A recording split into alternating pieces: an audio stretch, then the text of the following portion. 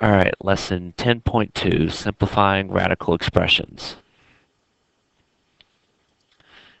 This symbol right here is called the radical sign. That's the math term instead of the square root term. Now the number underneath is called the radicand. So the 16 is called the radicand. The check mark symbol is called the radical sign. Now, there's a property that says that if two things are multiplied together, you can separate them into two separate problems. Now, the way that property works is with example number 1, there's 50. 50 happens to be 5 times 10 or 2 times 25. Now 5 and 10 doesn't help us because neither 5 nor 10 are perfect squares. But 25 is a perfect square. So the square root of 25 becomes a 5. Now the 2, you can't square root. So it's going to stay square root of 2. So simplified 50 is 5 square root 2.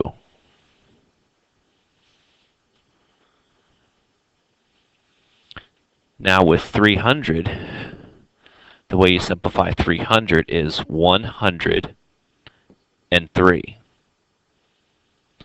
Now you could have used 25 and 12, except 12 could be broken down even more. So the easiest one is to pick 100. So to pick the highest perfect square you can come up with. So if you square root 100, you get 10. You can't square root 3, so it stays under the radical sign. Now the negative 5 was already on the outside, so it comes down and is in front with the 10. Those two numbers get multiplied, and you get negative 50 square root 3. So now is when you should pause and try to do C. So hopefully you went with 9 and 2. And then the square root of 9 is 3. 2 can't be simplified, so the answer is 3 square root 2. All right, next slide. Here's 3 more practice problems. So you should pause here and try to do these 3. All right, 80. The shortest answer to get to 80 would be to use 16 and 5. Now that's not what everybody uses. Some people will make 80 into 4 and 20, which is fine, except 4 also goes into 20. It's because you have 2 4s that's the same as 16. So if you pick 16, the problem is shorter, because the square root of 16 is 4, square root of 5 can't be simplified, and the answer is 4 square root of 5. If you chose to do the 4 and 20 route, when you square root 4, you get a 2. You square root the other 4, you get a second 2. 5 stays, and then 2 times 2 makes 4 square root of 5. So you can see how you get the same answer, but it would have been quicker if you picked 15 or 16. Now 54, I think the only way that works for 54 is 9 times 6 is 54. You square root the 9, you get 3. So the answer is 3 square root of 6. And again, with 180, one possible answer would have been to do 9 times 20, but again, 20 could be broken down further. The shortest answer to 180 would be 36 and 5. And then the square root of 36 is 6. So you get 6 square root of 5.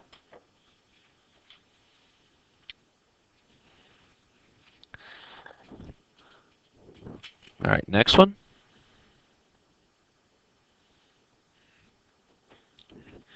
In example 3 here, you see that it's already broken up. 2 and 14 are already separated. Now, if you multiply those back together, you get 28. And then you should need to figure out what two other numbers make 28 other than 2 and 14. And the answer to that question is 4 and 7. Because 4 is a perfect square, you square root 4 and you get 2. You can't square root 7, so the simplified answer is 2 square root of 7. So now you should pause and try to do B and C. So 5 and 10 multiply together and make 50. And then 50 is 25 and 2. We did that on the first line. And then the square root of 25 is 5, so you get 5 square root of 2. And then lastly, 8 times 6 is 48. 48 is actually 16 times 3. So the square root of 16 is 4.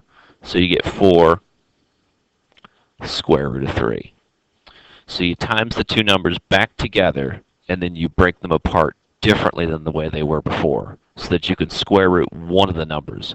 If you can square root one of the factors, then you've accomplished something. All right, fourth line. All right, here are some examples that have variables in them. Let's take a look at the first one. Let's start with 27. 27 needs to be broken down into 9 and 3. That way you can square root the 9. Now, let's take a moment before we look at the x squares to review. Not the square root of 9 is going to be 3. Now, 9 is actually 3 squared. Now, hopefully you notice that the square root and the square will cancel each other out and give you the number that's there. So if anything is squared and you square root it, you just get that number or letter. So when I try to square root x squared, the square root and the square cancel each other out, and it's going to give me that letter. So if you square root x squared and you square root 9, you're going to get 3x. And then the leftover 3 is going to stay after everything, because you couldn't square root that extra 3. So if you square root 9, you get 3, and if you square root anything that's squared, like x squared, you just get x.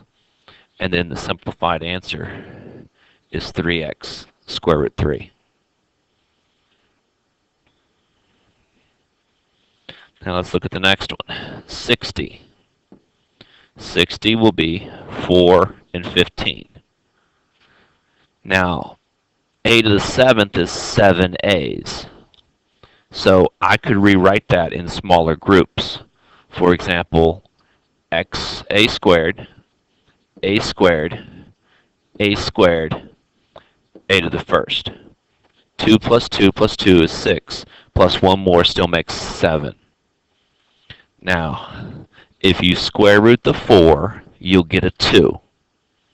If you square root the first a squared, you get an a.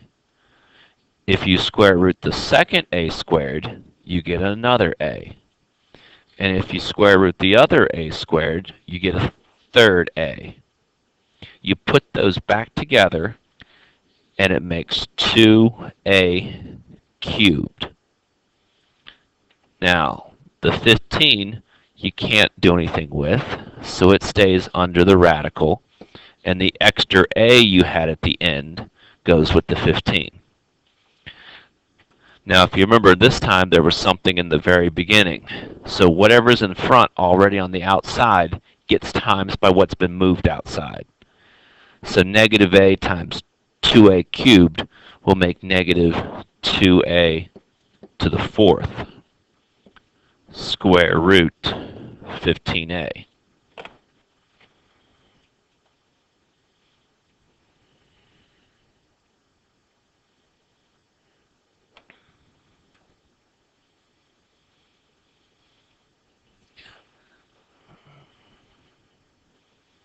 All right, for the last one, we've got x squared y to the fifth. Let's make some room here. So x squared, we're going to leave that as x squared, because I can square root anything that's squared. Now, y to the fifth is 5y's. So there's 2, 2 more is 4, 1 more makes 5. So if I square root the x, I get x. Square root the y squared, I get y. Square root the second y squared, I get a second y. And then finally that leftover y is going to stay there, because only squares and square roots cancel each other out, and they come on the outside. Now since there's 2 y's, I'm going to write y squared. And there's your answer, x y squared square root y. All right, next. All right, here are 3 problems for you to try. You should pause here. All right, I'm going to try to show you, if you like the way breaking it up into squared, I'm going to try to show you a slightly different way to get the answer that might be considered a shortcut. But first, let's start with the 90. 9 times 10 makes 90. So the square root of 9 is 3, and then the 10 is going to stay underneath the radical. Now, remember, it's all about groups of 2. If it's squared, then you can square root it. So what you could do is take the 3 and divide it by 2. Okay? 2 goes into 3 one time. So there's one pair of 2's inside of 3. There's a 2 and a 1. So the 1 will mean that there's going to be 1x on the outside. Okay? Now, when you divide, you have this remainder of 1, because 2 goes into 3 one time with 1 left over. Or if you did decimal, it's 1.5. That 0.5, or that remainder, means that there should be another x under with the 10. And again, the way that works out is x cubed is actually equal to x squared times x to the first. So when you square root the x squared, that means you put 1x on the outside, and then there's going to be 1 left over. So if the shorter way to think about it is actually divide the exponents by 2. And if you have a remainder, put 1 underneath the radical.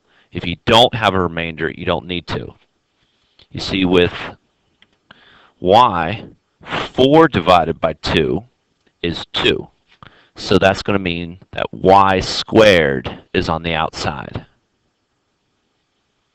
And then when you move on to z, divide by 2 into 5. 2 goes into 5 twice, with 1 left over. So that means you're going to have z squared on the outside. That's the twice, going into a twice, with 1z left over. So your answer comes out to be 3x y squared z squared square root 10xz.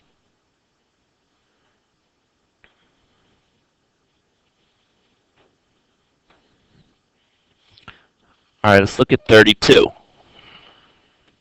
So 32 is 16 times 2. That's the shorter way versus 8 times 4. The square root of 16 is 4, with a square root of 2 left over. R squared. Divide 2 by 2, you get 1. So put 1r on the outside. Take the 4 from the k, divide it by 2. 4 divided by 2 is k squared, because 4 divided by 2 is 2. And then once again, 5 divided by 2. We just did that a minute ago. 5 divided by 2 is 2 with 1 remainder. So put t squared with 1 left over t.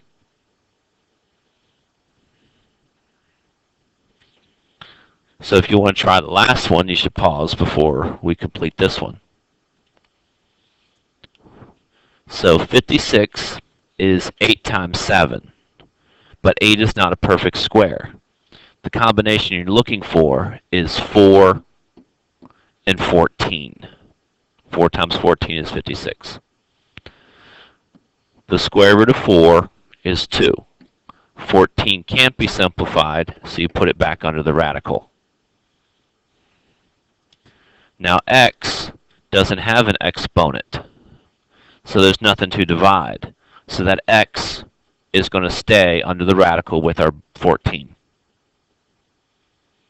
For the y's, we're going to divide by the 10 divided by 2. 10 divided by 2 makes y to the 5th on the outside. And for the third time, we're going to divide 5 by 2. That's going to result in 2 with 1z left over under the radical. And that's the answer for that one. All right, next.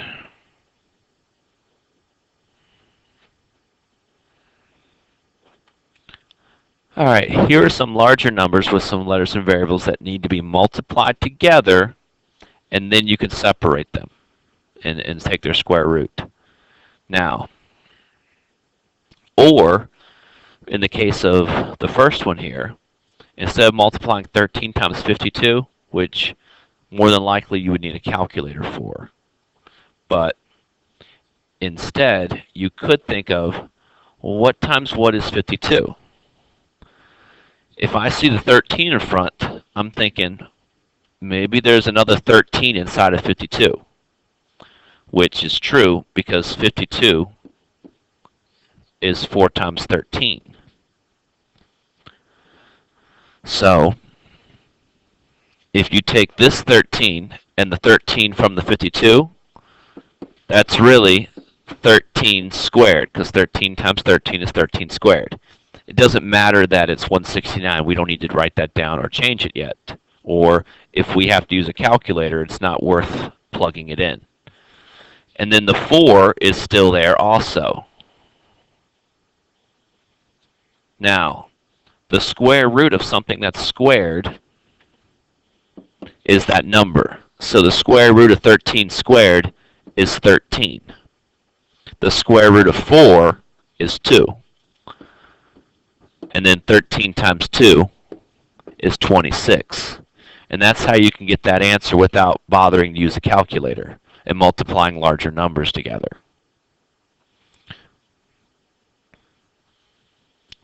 But in B, you have much smaller numbers. 6 and 3 are small. So it might be worth your time just to multiply them together and get 18. And then there's 2 c's, so that's going to be c squared. And then the 5 is on the outside. So now you would break down 18 so that you can square root one of its factors, square root the c squared, and then times anything on the outside by that 5, and that will give you the result. And then with the last one,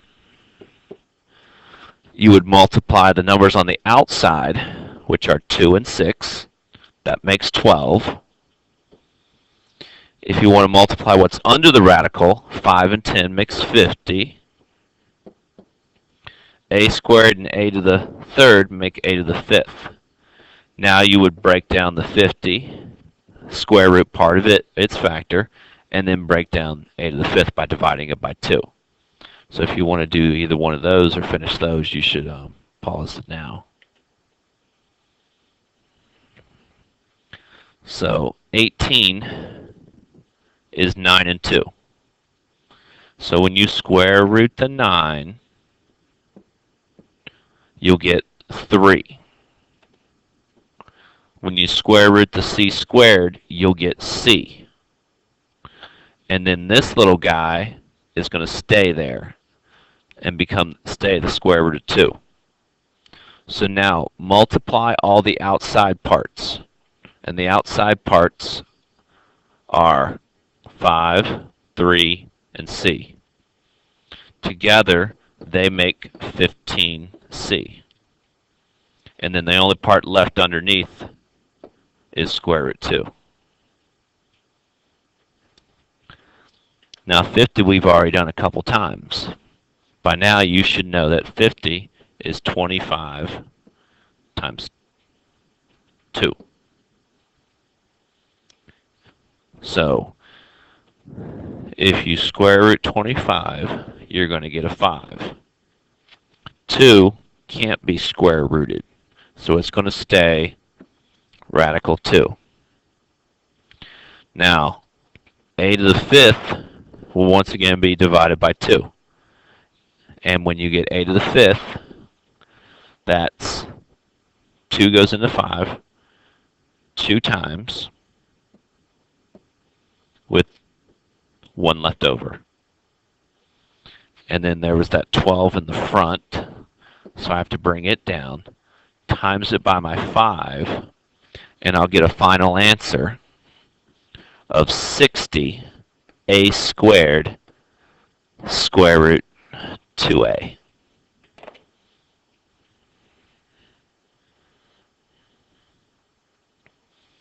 All right, and 7. Here are some fractions that we need to simplify using radicals. Now with fractions, you do the numerator and the denominator possibly separately, or if you can divide the fraction, you can divide it first. So you could separate this into the square root of 144 and the square root of 9. Most people know what the square root of 144 is, which is 12. And most people know the square root of 9, which is 3. And then 12 divided by 3 is 4. The other way that you could have done this one would have been to divide 144 by 9. But most people don't know that in your head, that you'd have to use a calculator to divide 144 by 9, which actually comes out to be 16. And then you could have square rooted 16 and also gotten 4. So sometimes it may benefit to divide first, if you can, or just do the top part separate from the bottom part and then put them together. Now B here, you have a 25 on the top, you have a p cubed on the top, and you have a q squared on the bottom. Since there's no number on the bottom, just a 25 on the top, and p and q are different letters, I would just do this. There's no reason you can't divide, so I would just do the top part separate from the bottom. So the square root of 25 is 5. The square root of q squared is q. Those perfect squares work out nice and even. However, p has a 3 exponent. 2 goes into 3 one time, so put 1p next to the 5. But there's going to be 1 left over, so leave a square root of p after that. And the last one on this page, you've got 75 on the top, and you've got 16t squared on the bottom. The reason I went ahead and separated these is because 16 does not go into 75. The only thing that goes into 16 is 2, 4, and 8. 2, 4, and 8 don't go into a number that ends in a 5. So you would simplify the top and you would simplify the bottom. Now, the square root of 16 is 4. That's a perfect square. The square root of t squared is t, because it's a perfect square. But 75 is not a perfect square. But if you know from having change in your pocket, 3/4 is 75. So that's 25 times 3. So you could square root the 25 and get a 5. Leave the square root of 3 on the top, and then 4t is on the bottom. And that's your answer. Now notice that all of the denominators in every one of these problems did not have a square root on the bottom. On the last slide, we're going to talk about what happens when there's a square root on the denominator, because we can't leave any simplified answers with square roots on the denominator.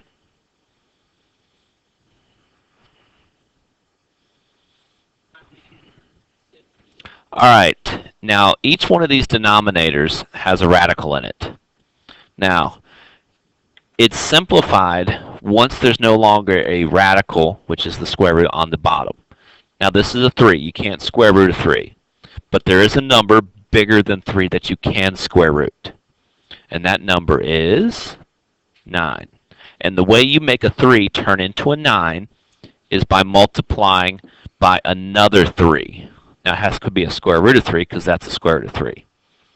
So a square root of 3 times another square root of 3 simply makes 3. Now, if you do something to the bottom, you have to do it to the top, which is the numerator. Now, since those 3's don't make 9 because one of them is a regular 3 and the other is a square root of 3, you write 3 square root 3. Now, in this problem, hopefully you notice that you shouldn't stop here. Instead, you should simplify by crossing out the 2 regular 3's, top and bottom, because 3 divided by 3 is 1. So the final answer is the square root of 3. So your job for both of these is only to make the bottom, the denominator, square rootable. So when you look at B, know that you have to times. 18 is not square rootable. If you're not sure what number to times 18 by, you can get a hint by breaking it down. 18 is 9 times 2. So 9 is the square rootable part, but 2 is not. So what you need is a second 2. And what happens is if you multiply by 2, you'll get 36, which is a perfect square, which is the number we want. So if you couldn't see that 2 was the number you wanted right away, try breaking down to 18 to figure out what number you should multiply by. Now the t part, you have one t next to 18, so you need a second t so that you get t squared, because you can square root a t squared, just not a single t. And again, what you do to the bottom, you have to do to the top. So 5 times 2t makes square root 10t. And then the 10t will stay on the top. The square root of 36 is 6. And the square root of t squared is t. And that's simplified. And no, you can't cross out the t's because the bottom t is a regular t and the top t is a square root t. And then the last one on this page is the square root of 7m over the square root of 10. Can't square root 10, but you can square root 100. So times 10 by another 10, and then do the same to the top. So the square root of 10 times the square root of 10 makes 100, and then the square root of 100 is a regular normal 10. And then you multiply the numerators. 10 times 7 makes 70. So you're going to have Square root of 70m. And 10 does not go into 70 because 10 is normal and 70 has a square root on top. And that's the end of that lesson.